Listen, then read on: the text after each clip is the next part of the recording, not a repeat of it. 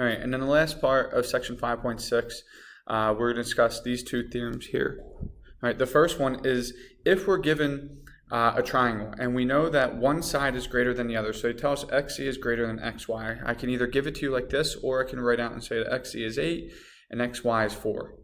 All right, and if we know that this side is greater than, so XZ is greater than XY, so XZ is greater than or XY. What we know then for sure, 100%, is that the angle opposite of the larger side, so in this case angle Y, must be greater than the angle opposite of the smaller side. So since this side, XZ, is greater than XY, that means the opposite angles, Y, must be greater than Z. All right, so once we see that the sides are greater than, or which sides are smaller or larger, then the angles opposite will follow in the same order. So since XZ is greater than XY, 8 is greater than 4, I know that the angle opposite, angle Y, must be greater than the angle opposite of the smaller side, angle Z. So if I get this statement here, I can then make this conclusion, well, that means Y must be greater than Z. All right, and this holds true as well when we're going in the reverse order. So if I give you a statement and say that angle A is greater than angle B, that means the side that's opposite of that angle A, in this case BC, must be greater than the side opposite of that angle B.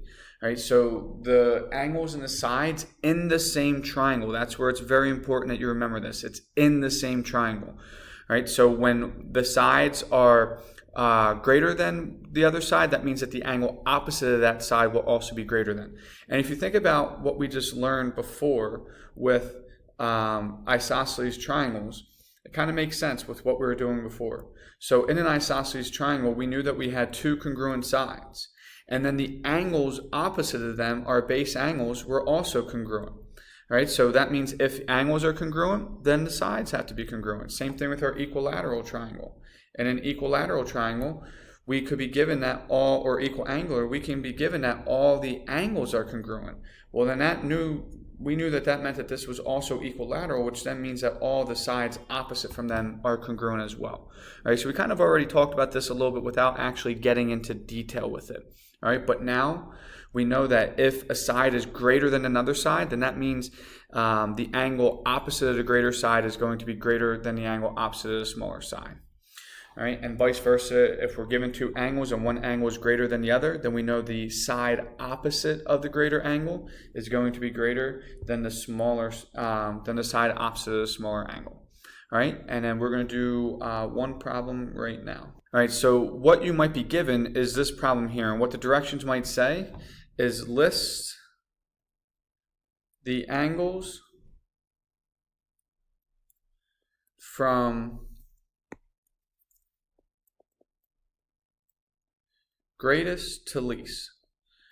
All right, so it might also say from least to greatest, it doesn't matter, but this is what the directions might say.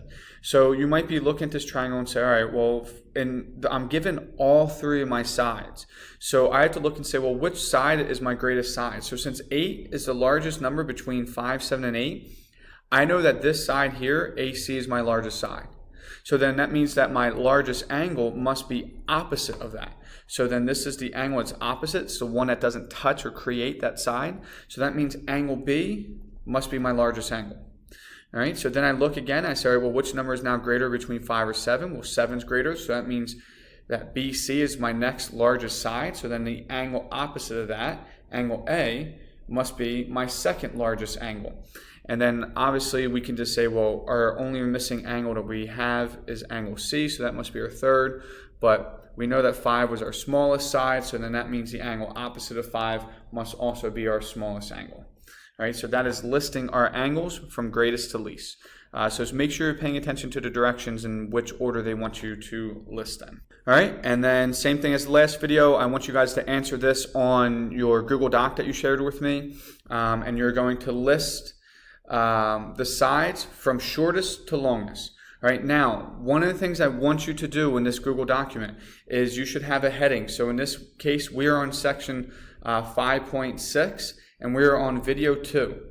So you should have 5.6, video 2, and then you can have colon, and then here you can list the answer underneath. But you must title each one. So just keep the same document that you shared with me before, and just keep using that document every single time. But then after you answer a question, you should always title it.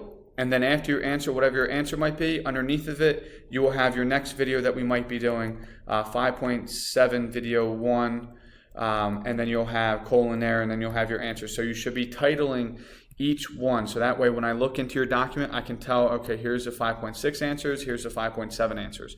All right, and make sure you're listing them video 1 and video 2 as well. All right, and that's it for this video, and that's it for this section.